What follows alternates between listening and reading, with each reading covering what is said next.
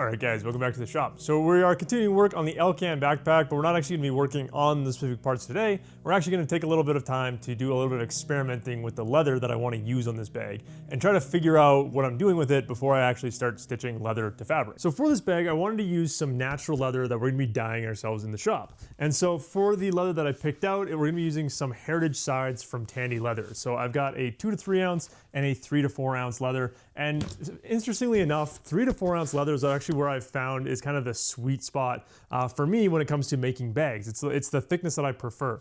A lot of the stuff you can see on the wall behind me here is all 5 to 6 ounce leather, which is really thick stuff. And the problem that I run into is for like larger panels, it works fine. But as soon as you have anything but a large panel of leather and you need to thin it down, you run into a lot of issues because all of this is chrome tan leather. And I don't have a bell skiver or a splitting machine, anything like that. Trying to make it work with just the skiving that I have, the skiving ability that I have is next to impossible. So by using a leather that is closer to the thickness that I'd actually want, and given the fact that we're also usually layering up these things, we have fabric on the inside, leather on the outside, I don't need a super thick and durable leather to make up the majority of the bag. I also am aiming for that little bit lighter weight material. And realistically, a 3 to 4 ounce leather is still probably tougher than pretty much any of the fabrics that I'm using.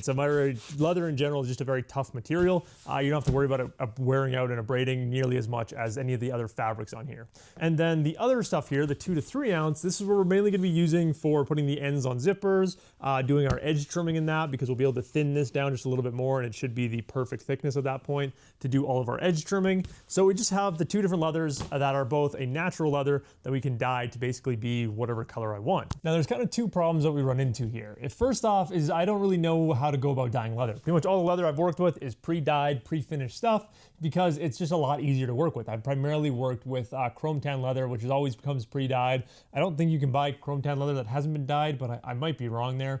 Either way, the only leather I'm used to working with is pre-dyed stuff. So going in and having to create all the different ways you can kind of create patterns within the leather itself by dyeing it is something I actually really want to experiment with. Now the main reason I want to try working with this natural leather that we're going to be dyeing ourselves is purely because the leather that I like the most is becoming less and less available. So this side right here, it's an SB foot Dove Briar in the 3 to 4 ounce size, and this is by far my favorite leather for making any of the bags that I've done in the past. It's just the perfect thickness to work with the fabrics that I use, and the color itself is a nice dark chocolatey brown color that goes really well with like the green fabrics that I like, with black, with pretty much anything. But the problem is it's no longer in stock at Tandy, it's no longer in stock at OA Leather, and I can't seem to find it anywhere else that has an actual name to it. So given that this is the only leather that I've found where I really like the color of it, I want to see if I can make that myself, and that way I have a more reliable way of dealing with leather. So that way I'm not having to rely on getting the specific type of leather that I like. I can just go get a natural side and then dye it to be basically whatever I want.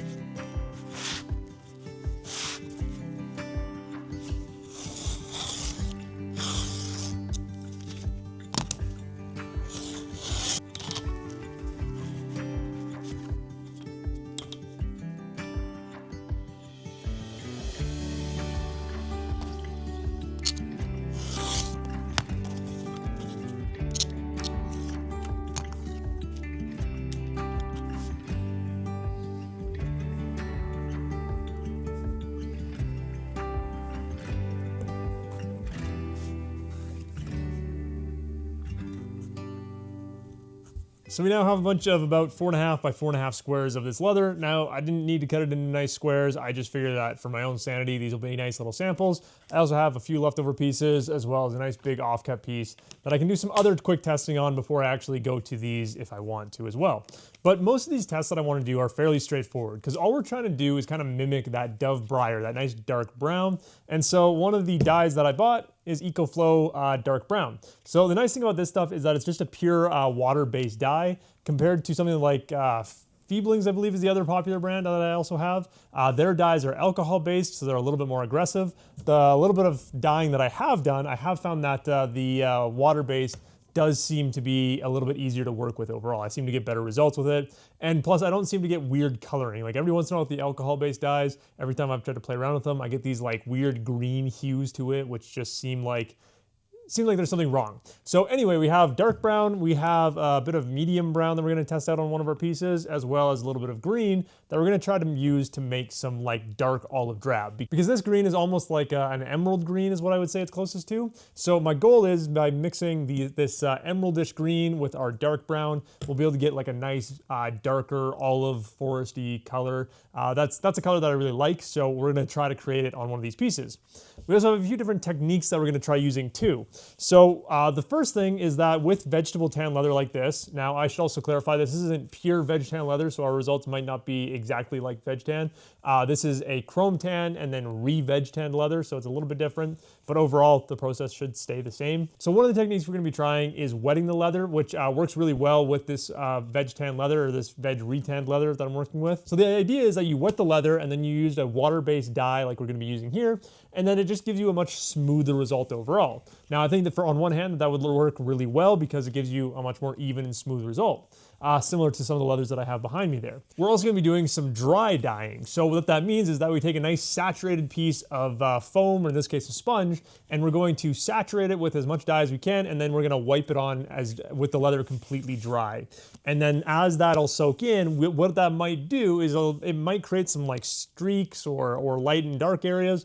Overall, it might just create more texture. So it should give us a little bit of a less even overall surface finish, but it might look good. Or it might give a more even surface finish given if we're using a higher concentration of dye. Because what I'm assuming is when you wet dye it, the dye gets a little bit more diluted, so it spreads out a little bit more, so you don't get as concentrated or as dark of a color. Whereas when you dye it dry, you're gonna get more of concentrated dye in each spot. And so if we do a good overlapping coat over everything, we should get a very rich, very dark color on here. So we're gonna go through and play around with these different colors, these different techniques. We're gonna dye up all of these pieces here, and yeah, I will see you guys on the other side, and we'll take a look at them and see if any of them are actually gonna be good enough to use on the project.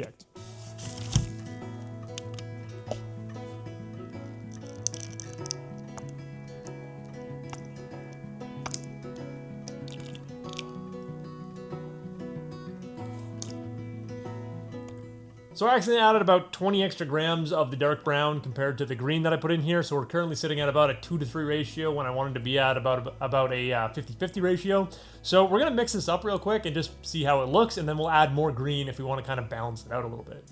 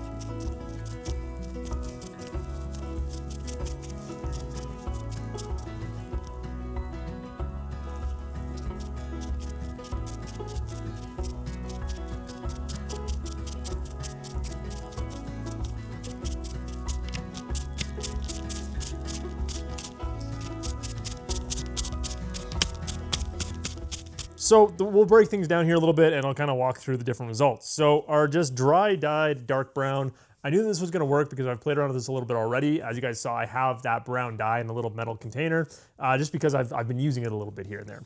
And so this technique gives me exactly the dark brown that I'm looking for. Now what we are gonna do is I'm gonna draw a line down the middle and we're gonna apply a second coat to half of this piece to see if it can get darker. But basically this dark brown that's on here is just a little bit lighter than that Dove Briar that I really like. So this is an amazing option for what we're gonna be doing going forward. Then the other one here where I tried to make it a little bit more splotchy, this one too, it also just kind of worked. And all I did here is I just kind of dabbed on the dye and tried to get it a little bit more concentrated in areas. And then at the very end, I buffed off what was still a little bit there. And that just kind of moved the dye all around and kind of made this whole surface at dark brown. But there's areas that have higher concentration of that dye, or there's splotchy bits. And honestly, it looks like nicely texturized. I don't know what the best way to put it. Now we're gonna stay with our dry pieces for now because the wet stuff is coming in a second here. For our green, again, same thing. This is amazing. So we ended up doing basically a 2-to-3 ratio of green to dark brown. And this gives us this like perfect foresty green. It's not quite olive drab. Like I would call it more of a forest green compared to an olive drab because it's almost more like a dark sage, which is, all these words are very complicated. But overall, yeah, it's not like it's olive drab, which is a color that I kind of wanted to avoid. It's more like a really dark sage, which is awesome. That is the color that this is my favorite color. This is perfect. And we're gonna do the same thing with this sample. We're gonna put a line down the middle. We're gonna do a second application on the opposite side and see if we can make it darker or if it just kind of stays where it is. Because that's the thing, is there might be a certain level where the dye is just not gonna get any more, there's just no more color gonna come from it. You're just gonna keep applying coats of it and it's just gonna stay where it is. So we're gonna do that second coat on all of these things to see if they get a little bit darker, if we can shift those tones at all. But regardless, this is perfect. One application of this green mixture is it's perfect. It is exactly what I want for this project as well. So again, very boring that I nailed it on the first try, even though I messed up the measurement. So that's annoying, but also good. Then our final dry one here is the medium brown. Now what I actually would be kind of interested in to try is combining our green with this medium brown instead of the dark brown, because I think we would get a little bit more of a reddish color. So I'm still tempted. I don't have a whole lot of the medium brown left. I've only have like a little bit of this bottle left. So I'm tempted to do a mixture of it, but I also don't want to waste what I have. But yeah, the medium brown, I do like it. I don't think it really suits, I think it would definitely suit some parts of my style, but I think compared to the dark brown is much more where my whole style of stuff typically goes. You know, I usually prefer like black fabrics and that. But I think if you combine like this medium brown with like the dark green, like those two actually go really well together as a bit of a lighter contrast, even compared to the dark brown. Or realistically, you use all three together and you just have a whole range of different colors that work and look good together.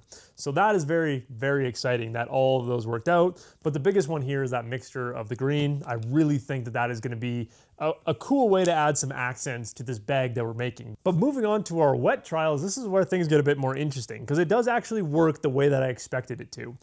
When you pre-soak the leather, so what we did with most of our pieces is I soaked them in water for just like a few seconds before I applied the dye to them. So the leather got fully saturated with water, maybe not fully saturated, but the exterior surfaces got majority saturated with water.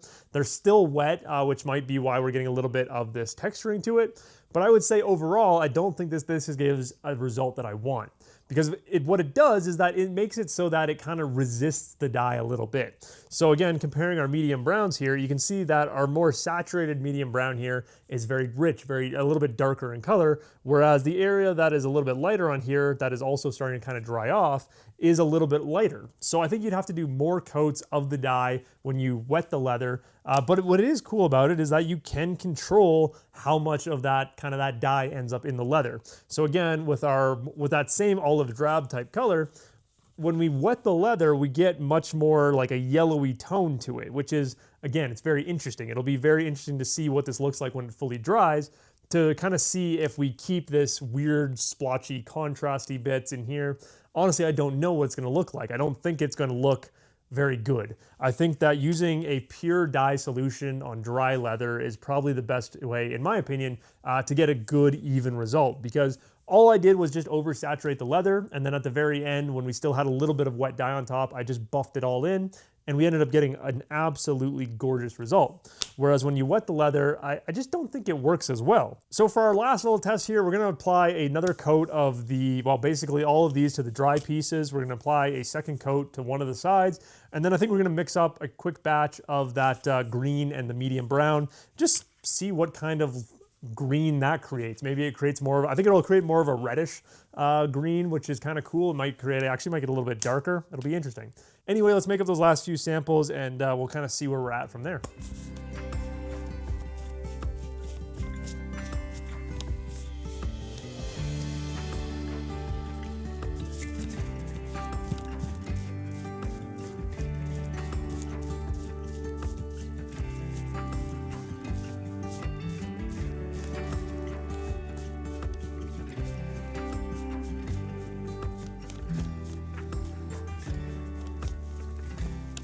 So overall, that was a very easy night of just testing out some dyes. Basically, everything just went as planned, which is very rare for when I test things out in the shop. Typically, everything takes multiple tries to figure it out. Usually, I just can't figure things out. So the fact that I wanted a nice dark brown dyed leather, when we got a nice dark brown dyed leather, is great. I wanted a nice dark rich green color. Got a nice dark rich green color, and even the medium brown, which is not something that I think I'd particularly love, I can definitely even see use for that. It's a nice color. So all around, these are, two of them are just off-the-shelf dyes. The other one is a custom dye that takes basically no effort to measure out. I just throw it on a scale, and we just do a 2-to-3 ratio, and it is super easy to make. And again, gives me a color that I absolutely love. So all around, very successful night. I hope you guys enjoyed a little bit of a tester of different dyes and whatnot. So in the next video, we're gonna start working on the lower bottom panel, which means that we're gonna have a section of leather that's gonna be on the front of the bag, as well as the bottom panel of the bag is gonna be leather as well. So we'll get to cut out some leather, we'll get to work on dyeing it and getting to finish it up. We'll have to choose between either the dark brown or the green, depending on kind of what I wanna do. I am very heavily leaning to doing a green and black bag because I love green. Green is my favorite color, especially this color of green is just so beautiful. And I haven't been able to do like a nice green and black bag. Anyway, in the next video, we're gonna start working on some leather and we'll have to make a decision there on kind of the direction or the design color choices of this bag, which is gonna be super exciting. So as always, guys, I do hope you enjoyed this video and I will see you in the next one.